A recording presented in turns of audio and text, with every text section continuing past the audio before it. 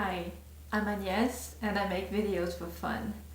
I have been working on a frilly wrap dress by Fiber Mood.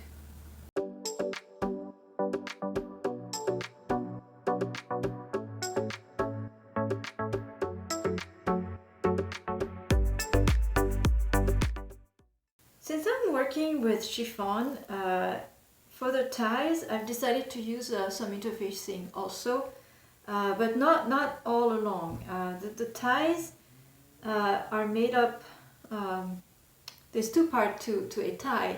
There's a part that's going to go along the front of the bodice at the waist, not under the chest, along the front of the bodice, and then there's a part of the tie that just goes off, and that's the part that you tie with the other one. So I've cut out pieces of interfacing that have the width of the front of the front bodice, so the base.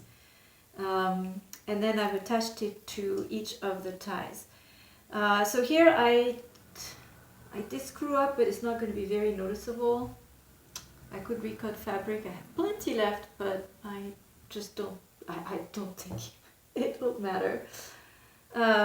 No. So what you want to do is follow the instructions where they say you need to fold the ties, and those are the long rectangles. And so you fold them right side facing.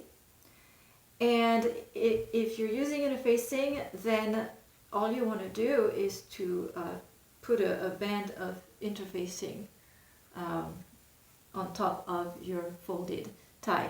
So the interfacing attaches to the wrong side of the fabric. That's what I did on one of my ties, and on the other tie the interfacing is attached, as far as I can tell, to the right side of the fabric. But like I said, the difference is so minute between the front and the back that I think this will be fine. So the next step is to stitch those rectangles along one side. So the one where you want to close is the loose part, so there's no interfacing, so this will get a stitching at the end, and then it'll be stitched all along the edge here, and then we'll turn our ties inside out. So I'm actually going to do the opposite of what I just described. I'm going to be starting on the long side, and then I'll turn my work and do the last bit at the very end, because I expect the fabric to shift so that way it gives me a bit of play when I get to the end. I just checked the instructions again to find out what seam allowance I was supposed to use, but the interesting thing is the rectangles were cut with 0 seam allowance, and there's no indication of seam allowance, but clearly there must be one, so I'll have to choose. I think I'll go with 1/2 inch, a little under 1 centimeter. That is just the width of my presser foot.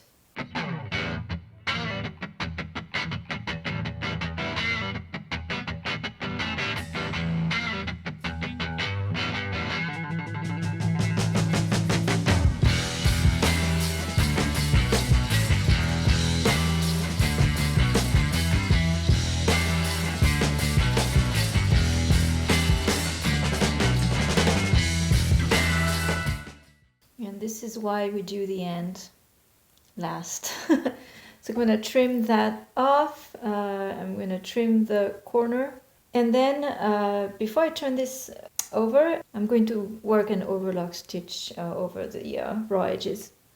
I've turned my ties inside out and pressed them, and I'm rather pleased with the result.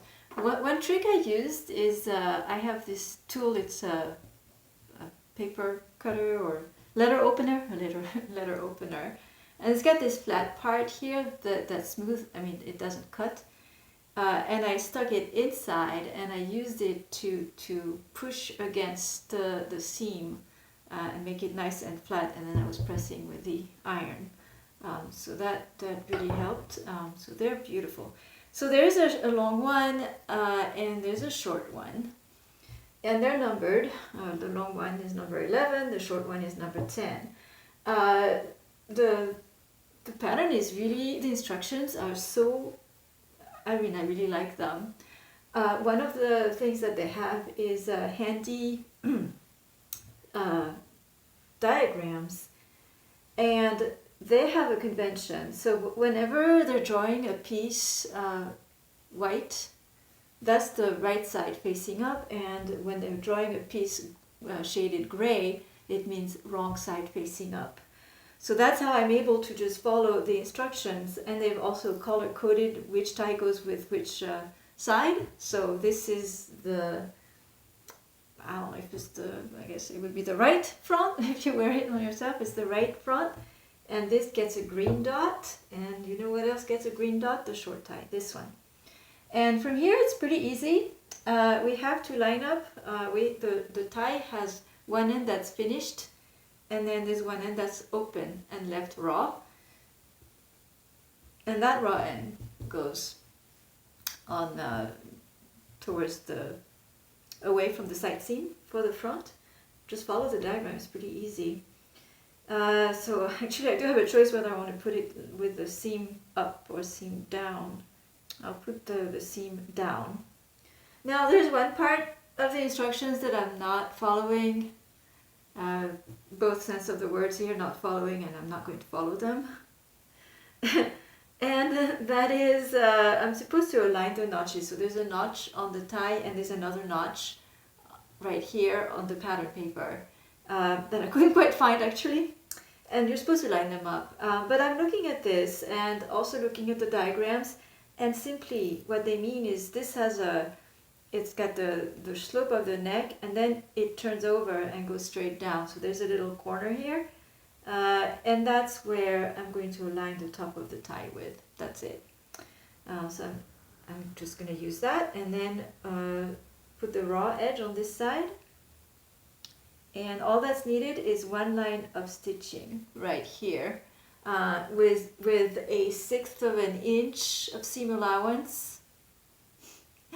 That's 1/2 centimeter, which is really small. So I'll try to shoot for it, but I also do want to do an overhang stitching. So I think, yeah, whatever minimum seam allowance that I can do on my machine. So that will be for this side, and then we have to repeat for the other side.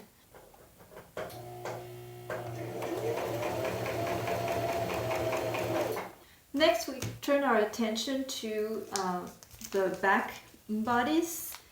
So similarly to the front, I need to cut some notches where the pattern has them, right here.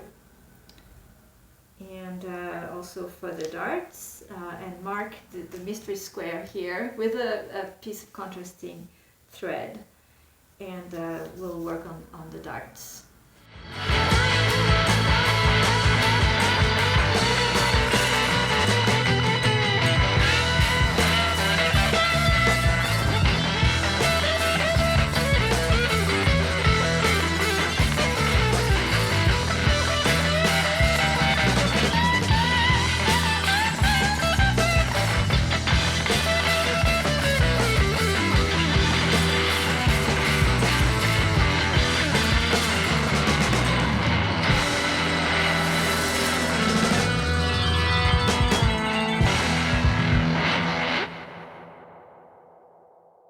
Thank you for watching. If you enjoyed this video, don't forget to give it a like.